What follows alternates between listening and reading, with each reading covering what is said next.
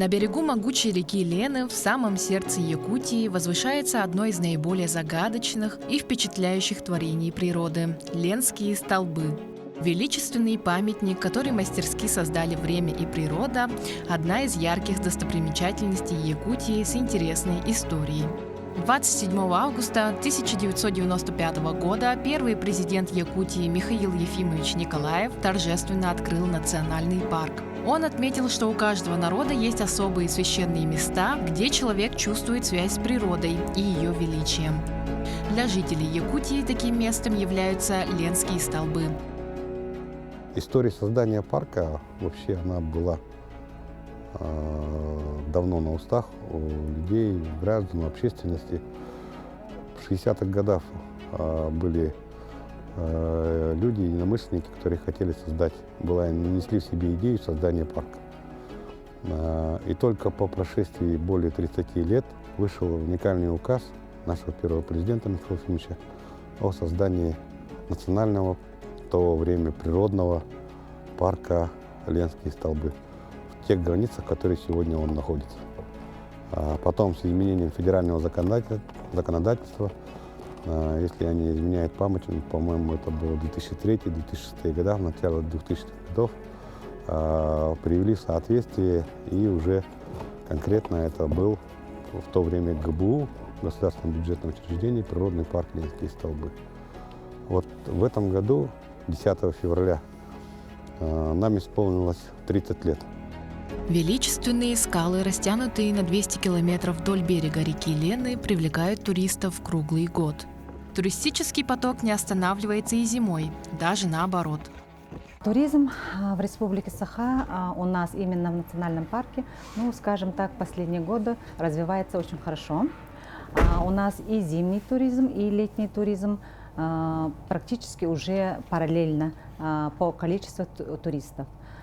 Из-за того, что в каком году у нас 2017 или 2018 годов уже зимний туризм развивается так сильно, что людям, так скажем, нравится экстремальный туризм. То есть в наши холода минус 50 людям уже не страшно, с радостью приезжают.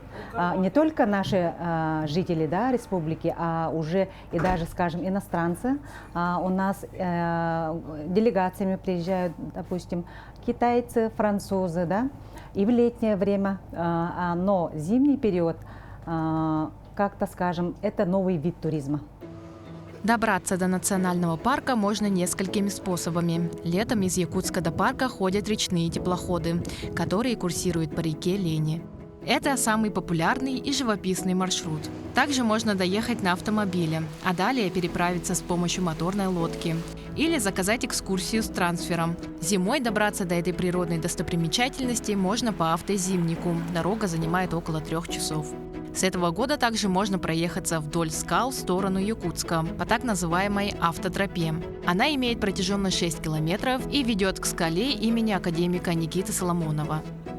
Уже по левую сторону самые красивые гряда Ленских столбов, которые никогда не было доступно в зимнее время, пробили автотропу, и гости смогут уже прикоснуться уже к скалам, потому что скалы уже идут высоты прямо до берега. И люди могут сфотографироваться, фотосессии делать, прикоснуться к скалам и, конечно же, зарядиться их энергией. Но если вы собрались в это увлекательное путешествие в холодное время года, то не забудьте позаботиться об одежде. Температура за окном минус 15 градусов, вокруг бескрайние снежные просторы. А вы стоите у подножия величественных Ленских столбов. Красота, не правда ли? Но чтобы насладиться этим видом сполна, нужно правильно одеться. Шерстяной свитер или флисовая кофта – идеальный вариант. А сверху теплая куртка или пуховик. Ноги тоже нужно держать в тепле. Теплые ботинки и шерстяные носки, а также ватные штаны, которые защитят ваши ноги от ветра и снега. Не забудьте также про аксессуары. Шапка, шарф, варежки, и, конечно, горячий чай в термосе. Это ваш лучший друг в этом путешествии.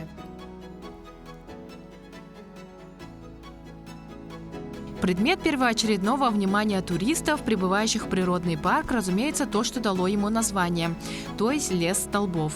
Его вид поистине прекрасен, но есть в парке и другие развлечения. Прямо у подножия скал вас встречает ледовый городок, где можно весело провести время. В ледовом городке у нас горка, на ледянках, катание на ледянках и тюбингах. Она идет прямо с берега, из-под скалы в реку Лену. Потом каток квадратов 1800 квадратов, 60 на 30, ну стандарт. Но в прошлом году мы ставили настоящий хоккейный корт силами дирекции «Дети Азии». Но в этом году мы своими силами сделали каток из борта ледяные. Да? Но в этом году сложность еще заключается в том, что река Лена каждый год замерзает по-разному. В прошлом году была вот здесь очень гладко, очень хорошо, а в этом году очень большие, сильные торосы. Вот то, что расчищено, вот эта территория, это были большие торосы. Поэтому поверхность льда очень такой сложноватый. И мы залили каток, залили, был такой большой объем работы. В парке можно арендовать колоритные костюмы для фотосессии, побывать в гостевых домах, посетить уютные кафе и сувенирные лавки. А в ледовом городке вас ожидает множество развлечений. Вы можете прокатиться с ледяной горки, насладиться катанием на катке или просто прогуляться и полюбоваться изящными ледяными скульптурами, созданными руками талантливых якутских мастеров. Но самый лучший вид на таинственные скалы открывается сверху, со смотровой площадки. Высочайшая точка каменного леса достигает 220 метров. Чтобы забраться наверх, уйдет как минимум 40 минут. Долгое время добраться до самой вершины было не так-то просто, но сегодня все изменилось. Теперь подниматься стало гораздо легче и комфортнее, благодаря новой экологической тропе. 9 лет назад здесь тропа была из получурок. Если кто здесь тогда был в то время, они, наверное, помнили. Она была достаточно узкая, более-менее, она была зато естественная. Мне та тропа нравилась на самом деле. В 17-18 годах мы немного обновили эту тропу. Вот сейчас вот старая тропа, которая закрыта, она как раз вот была построена в 17-18 годах. И вот с 20 по 24 год у нас действовал нацпроект «Экология». И в рамках этого нацпроекта «Экология», в рамках федерального проекта сохранения биоразнообразия и развития туристской инфраструктуры Минприроды России выделила нам средства на обустройство экологической тропы. Сегодня это, наверное, очень здорово, что мы в течение вот хотя бы 2 лет этот объект практически на 92% закончили. Да, мы прошли только первый этап.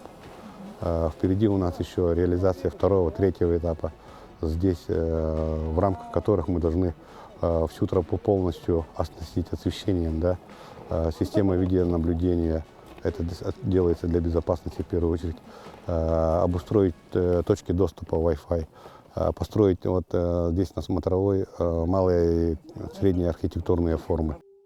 Новый путь почти вдвое длиннее и составляет 2600 метров. Зато сейчас это не просто лестница вверх, а комфортная тропа с площадками для отдыха, скамейками и мотивирующими табличками. Вот она, новая экотропа. Деревянные настилы, удобные ступеньки, которые помогают сохранить равновесие. Теперь подняться на вершину могут даже те, кто не считает себя опытным туристом. А самое главное, эта тропа создана не только для людей, но и для сохранения природы. Экологическая тропа помогает регулировать нагрузку, которую человек оказывает на местную экосистему. Она направляет основной поток людей по заранее заданным маршрутам, предотвращая хаотичное движение и перемещение по особо охраняемой природной территории. Это помогает уменьшить повреждение почвенно-растительного покрова и снижает фактор беспокойства животных. Если мы топчемся просто по земле, мы практически ее разрушаем. И сохраняя некоторые даже краснокнижные виды, мы соорудили полностью уже тропу. Если до этого было местами, где-то она отсутствовала, короткими путями, сейчас же она полностью оснащена настилом.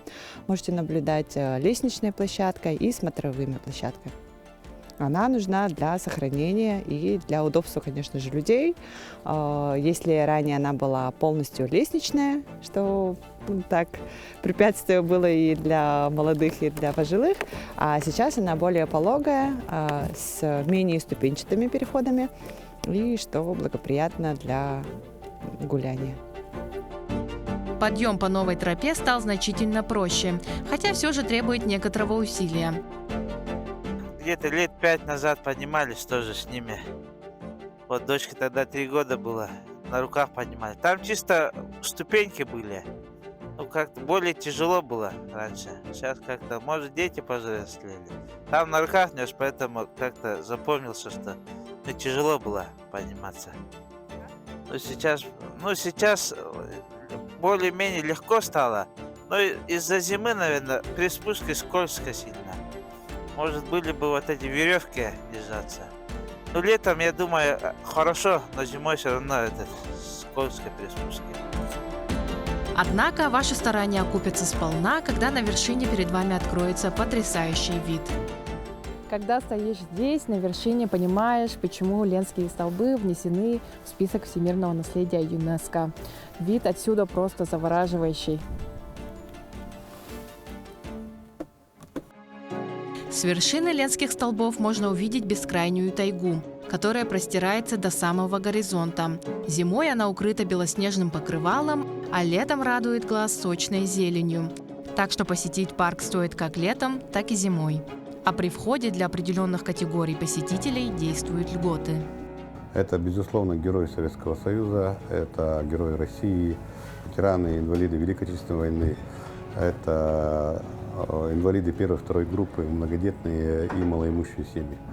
Что касается непосредственно за оплату за услуги, это по экологической тропе, да, там тоже порядка 15 категорий льгот. Это инвалиды третьей группы, также идут малоимущие семьи, многодетные семьи. Ленские столбы, и без того поражающие своим величием, с прошлого года стали еще более завораживающими благодаря подсветке. В этом году она охватила не только скалу со смотровой площадкой, но и скалы вдоль автотропы. Изначально, когда там была лестница, некоторых локаций вообще не было видно, а сейчас прям можно это все рассмотреть своими глазами и вот так вот очень близко. Это мне прям очень понравилось. Вот. И тут вы можете заметить за моей спиной то, что подключили свет, да? Подключили свет, и будет интереснее вечером тоже наблюдать вот так вот, потому что, это просто неописуемая красота, которую словами просто так не описать. Я в восторге.